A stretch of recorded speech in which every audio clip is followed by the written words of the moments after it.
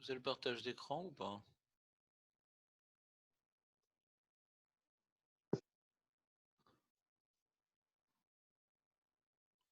Ouais, on a.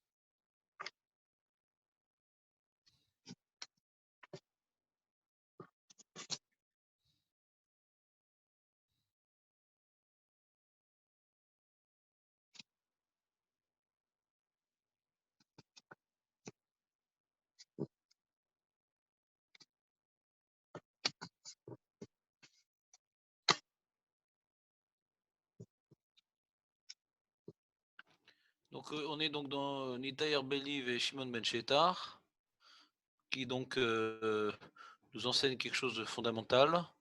Après qu'on ait étudié dans Pirkei Avot comment dirais-je, que la Torah elle est à l'origine du monde et qu'après sur quoi il tient le monde, la Shushat Dvarim. Ah, pardon.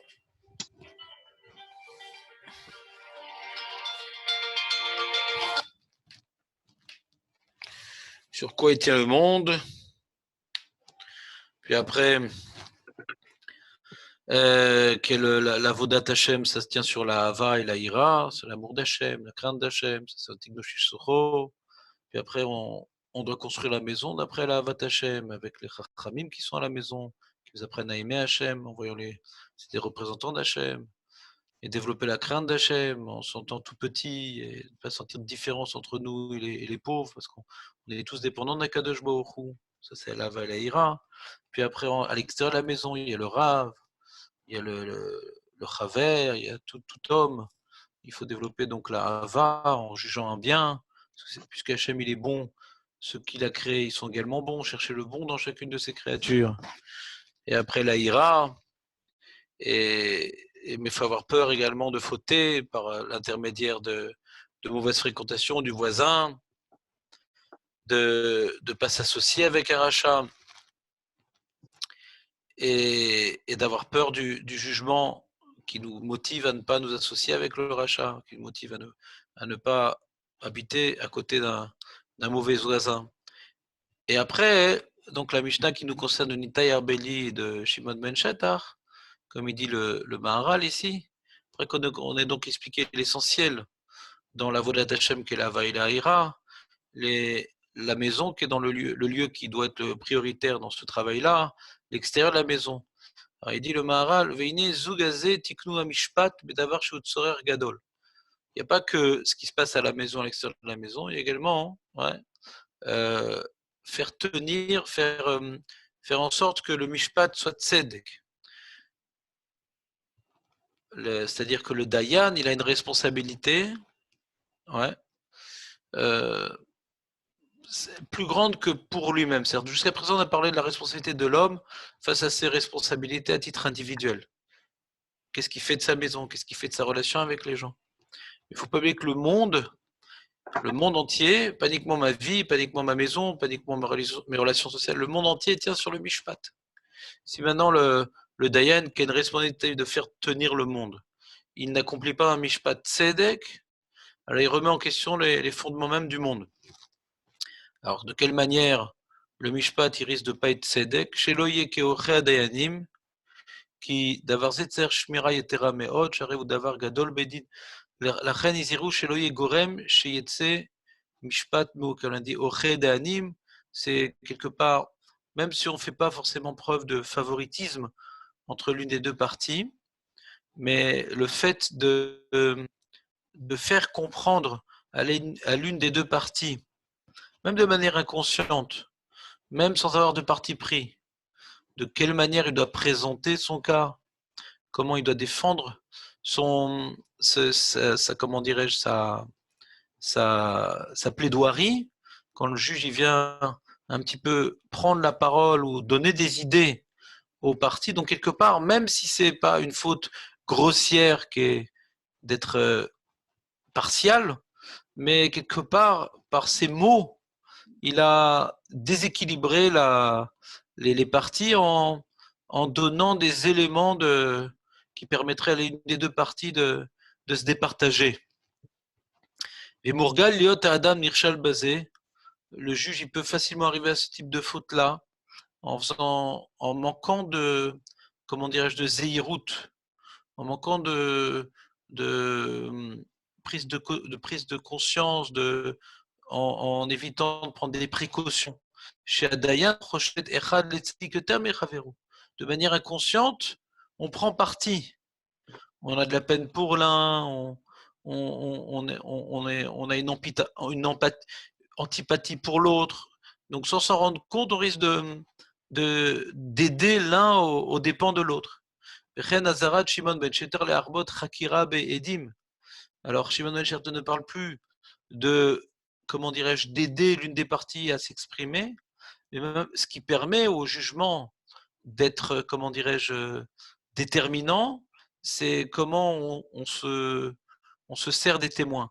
Si les témoins, ouais, on vient les laisser parler, là c'est l'inverse. Si on les laisse parler sans véritablement vérifier l'exactitude de leur témoignage, donc il y a que leur témoignage il n'est pas précis, il y a qu'il est même mensonger.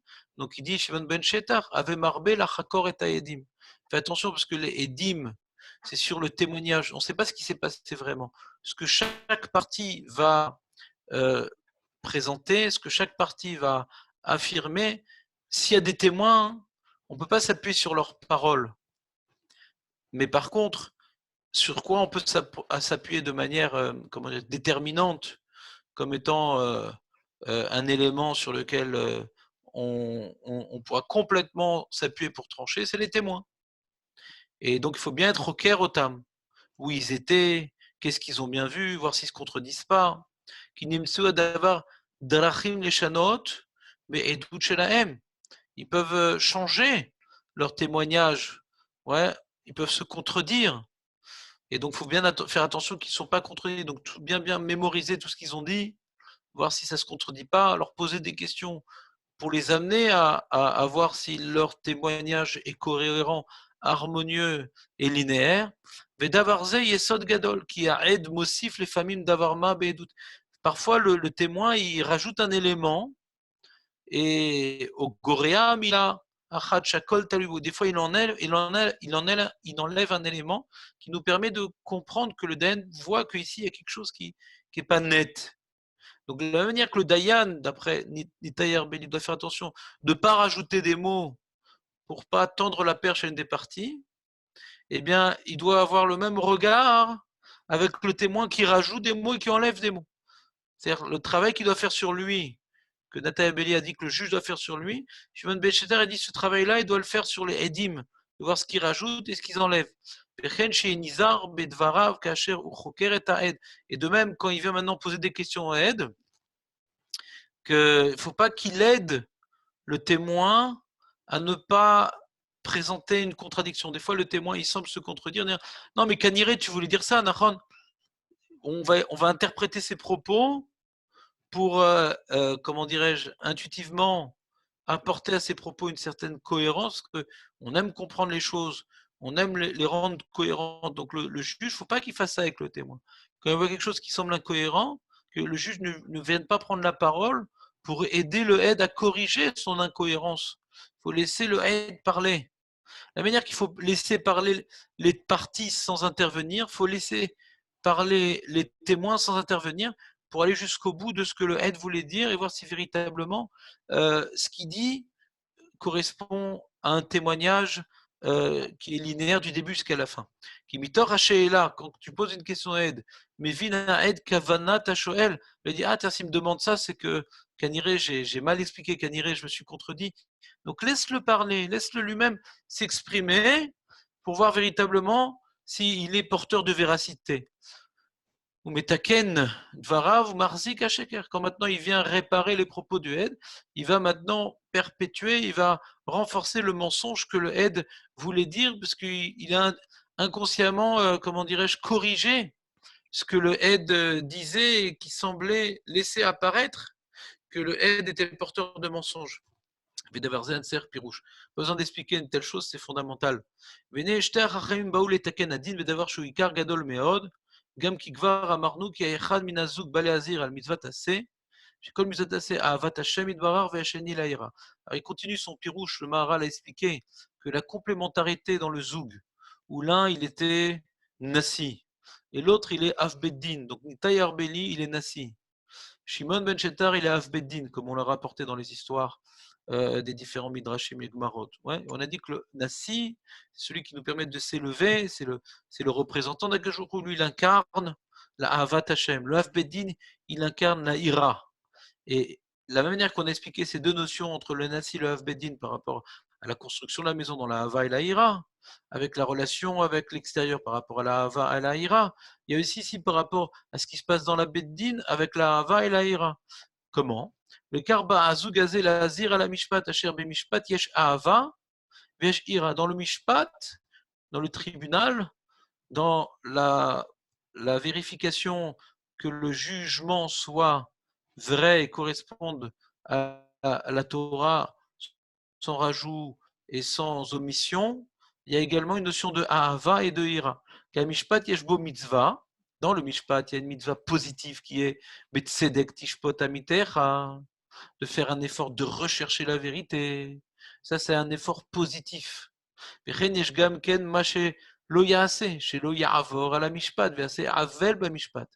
a un effort de rechercher la justice et il y a également un effort de ne pas abîmer le jugement.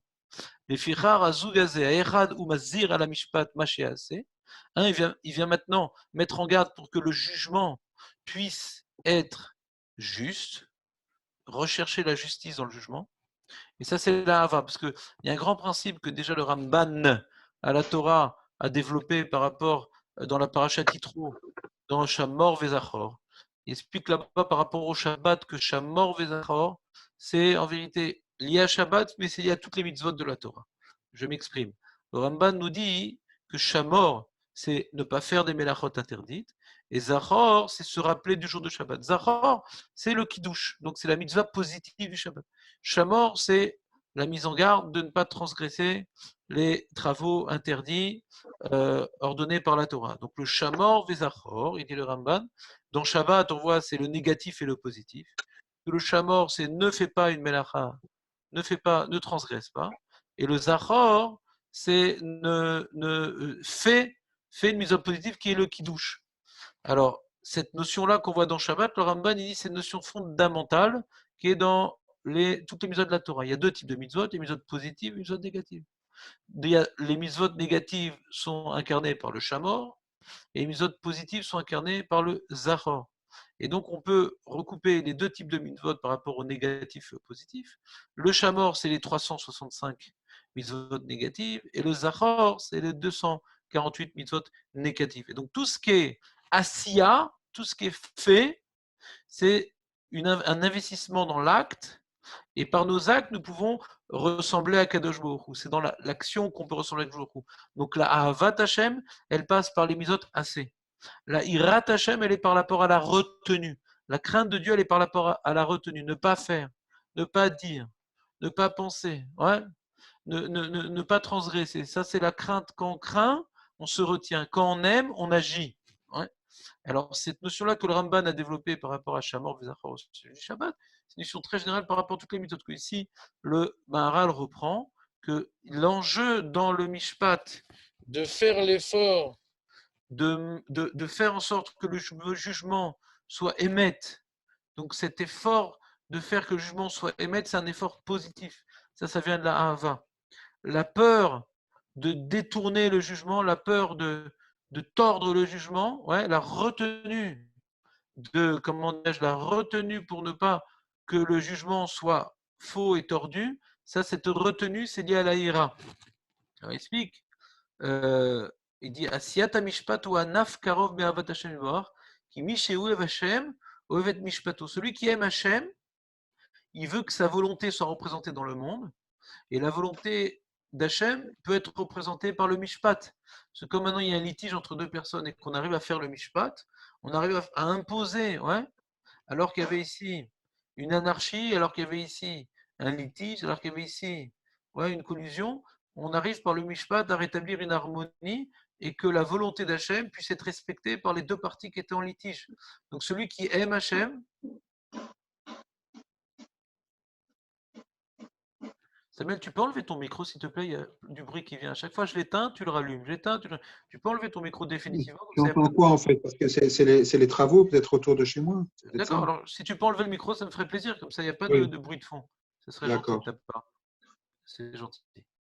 Donc celui maintenant qui vient aimer Hachem, il aime la justice. Il rapporte un passouk dans Dvarim qui a Mishpat Elokim. Velakar Bishvil, Ahavat, Hachem Idbar, Ose Mishpat shel Hachem Idbar Be'emet, qui Zeu Retsono Beyoter, la volonté divine, ouais, l'être amiti, c'est quelque chose de fondamental, midata emet. Parce qu'Hachem ou Emet, Akjouchou, il incarne la vérité. Alors si maintenant, dans le tribunal, qui est quelque part l'infrastructure organisée par le Ham Israël, destinée à rétablir la vérité lorsqu'il y a ici un désaccord entre deux personnes. Donc lorsqu'on fait le mishpat, on arrive à faire régner la vérité entre les hommes. Et comme maintenant, celui qui aime Hachem, il aime la vérité, le fait de faire attention à ce que le mishpat soit émet, c'est faire en sorte que la volonté d'Hachem puisse être, comment dirais-je, concrète, ouais, dans la société. Et pas uniquement un concept dans un Sefer Torah. Ouais. C'est vivre la vérité, impliquer les lois qui sont la vérité. Et donc celui qui aime Hachem veut que sa volonté soit présente concrètement dans le monde.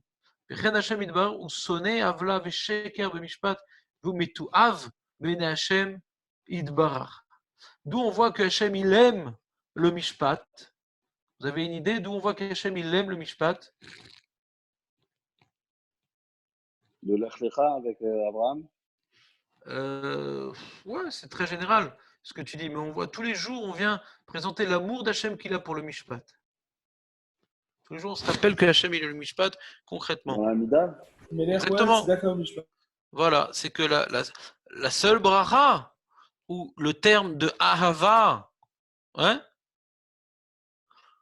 le terme de ahava est présenté dans la Mida, c'est par rapport au mishpat.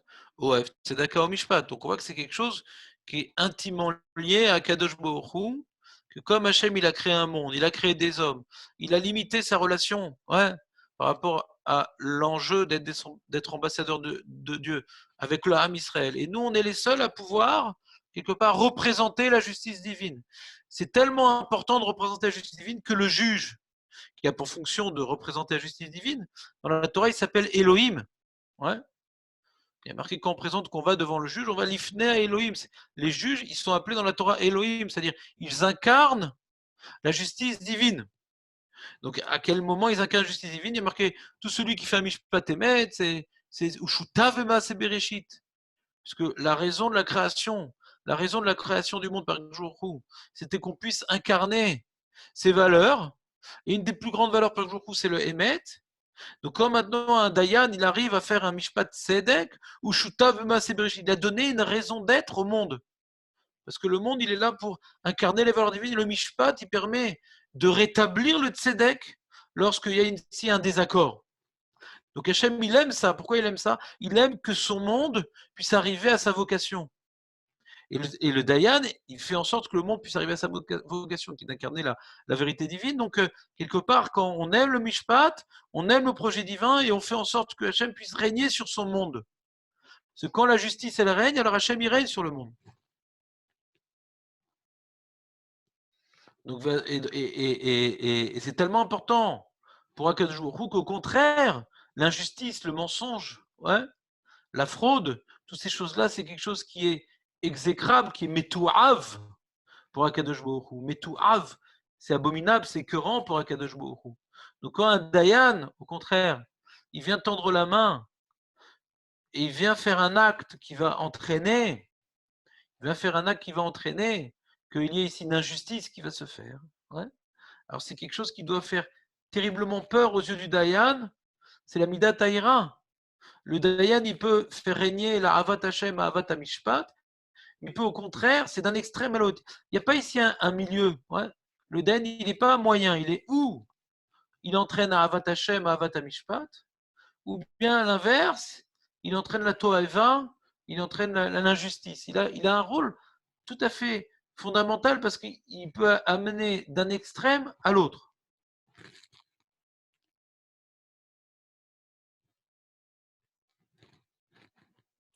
Il dit les filles Amarnou les mala qui anassi ou mazir tamid mashéase qui asia ou nimshar minahava et quand timtsa ki yuda ben tevai donc yeden ben tabai c'est le nasi il dit alta satsmecha on parle de asia comme maintenant le nasi il est dans la asia le nasi il est dans l'acte le nasi il est dans ahava donc attention en termes d'acte ne fais pas un acte qui amènerait à l'une des deux parties ouais, ça l'aiderait à trouver ses mots, à trouver des arguments. Et donc, on te demande de ne pas faire un acte qui va à l'encontre. Ou Mazir, Machelo Yase. Veshimon Mencheter Mazir, Mazir al Asiya, Lomar, Eve Marbe, la Chakor et Taedim, les filles Marnou, Kerishon Nasi, Mazir al Mitzvat, Ase Hashechim la Hava, Vacheni al Mitzvat, Ase Hashechim el Aira. Vekan ou les faire. Alors ici, il a un problème ici, le Maharal. Il pose une question. Il dit normalement, le premier, il pousse à l'acte, ouais, qui est la hava, et le deuxième, il amène une certaine retenue. Ouais. Et là, ici, quand on regarde Yehuda ben Teba et Shimon ben Shetar, ça revient un petit peu à l'envers. Que Yehuda ben Teba, qu'est-ce qu'il nous a dit? Il dit fais attention de ne pas entraîner l'injustice en tendant la perche à l'une des parties, d'être comme un avocat. Et par contre, Shimon ben Shetar, il dit vérifie bien les Edim pour que le Mishpat puisse être fait de manière juste. Donc, quelque part, en vérifiant les Edim, tu permets à ce que la justice soit faite. Donc, normalement, on aurait dû, le Nassi, qui lui, il amène à l'accomplissement de la justice, il aurait dû dire vérifie bien les Edim. Et le Havbedin, qui lui, fait attention à ne pas détourner, à ne pas abîmer. Le Havbedin, lui, c'est le lot assez. Il protège de la destruction. Lui, il aurait dû dire le Havbedin de ne pas tendre la perche, de ne pas détourner le jugement. Ouais. Mais qu'à nous les faire. Donc c'est l'inverse de ce qu'on a vu précédemment. Véniré, qui d'avoir zestir al machamar nous. Vous avez compris la question du Maharal ou pas? C'est un peu fin. Mais qui a compris? J'ai pas bien saisi. T'as compris le Havbedin et le Nasik, c'est quoi leur rôle? Ouais, j'ai compris le Vas-y, dis-moi ce que tu as compris. Il y a le bruit des enfants, je m'excuse. Mais j'ai compris qu'on doit vérifier le témoignage de Edim. Non, de manière générale. Non. De manière générale, le Nassi Havbedin, c'est quoi leur rôle? De manière générale. Avant maintenant de prendre ce cas particulier, il faut reprendre les bases de ce qu'il a dit le Maharal, si on veut comprendre qu'il y a une contradiction dans ce qu'il a dit précédemment. Il faut reprendre ce qu'il a dit précédemment. Qu'est-ce qu'il dit? Qu'est-ce qu'il fait le Havbedin et qu'est-ce qu'il fait le Nassi? Il incarne la Havat Hashem et le Havbedin, la Hirat Hashem. Voilà. Et la Hava, elle passe par une Asiya ou par une retenue? Une Une Asiya. Et la retenue, c'est la Hira. D'accord? Très très bien. Maintenant, par rapport à la Mishnah qu'on a devant nous, si vous voulez la revoir, on va repartir en arrière. Lui, il a dit que dans le Mishpat, il y a une Hava et une Hira. Dans le Mishpat, il y a aimer la justice, ouais, faire le jugement, et il y a une Hira, fais attention de ne pas détourner le jugement. Ouais? Fais attention de ne pas détourner le jugement.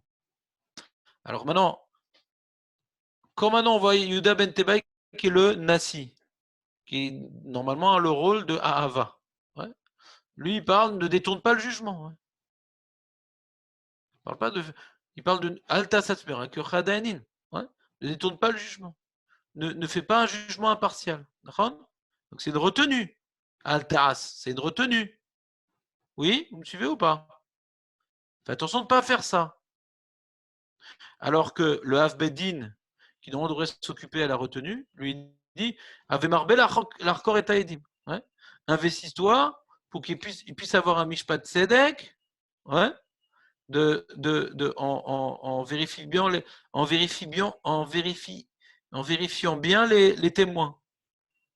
Donc ça semble être l'opposé de ce qu'il voulait dire. Non, c'est pas clair?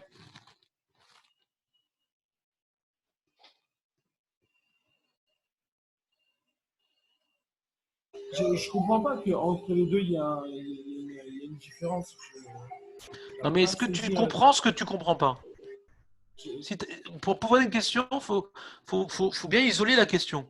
Qu'est-ce que tu as compris? Qu'est-ce que tu n'as pas compris? J'ai pas compris la contradiction entre les deux. Non, ça, c'est pas une question, ça. Pour pouvoir poser une question, il faut être précis. Qu'est-ce que tu n'as pas compris? Si tu n'as pas repéré ce que tu n'as pas compris, alors c'est-à-dire que tu n'as rien compris, donc il n'y a pas de question, Birklal. Tu vois pas la différence entre l'enseignement de Yuda Ben Tebai et Shimon Ben Shettar? Si tu n'as pas de nuance, alors non, ça, c'est-à-dire que j'ai pas été clair et tu n'as rien compris. Ouais. Et tu n'as pas une nuance? Non, bien sûr, je vois une nuance. Tu n'as pas de nuance? Si, C'est quoi la nuance? C'est quoi la nuance? Que l'un, il doit bien juger. C'est qui l'un? Non, c'est quoi l'un? Sois précis. Si tu pas précis, on ne va pas te comprendre. Je pourrais pas vous redire qui est-ce qu'elle dit quoi. Mais Donc c'est ça le problème. Quelqu'un a un peu compris ce que j'ai dit ou pas? Ou personne n'a compris?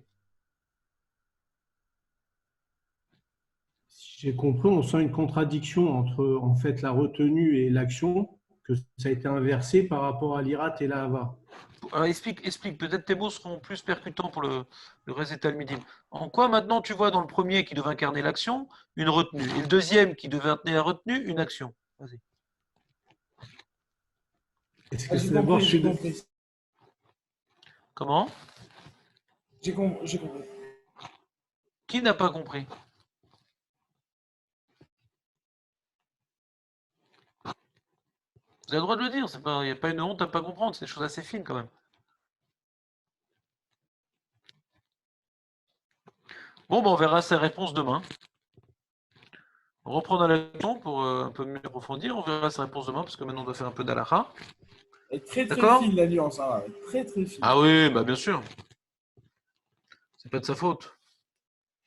Razak. Donc maintenant, reprenons le document.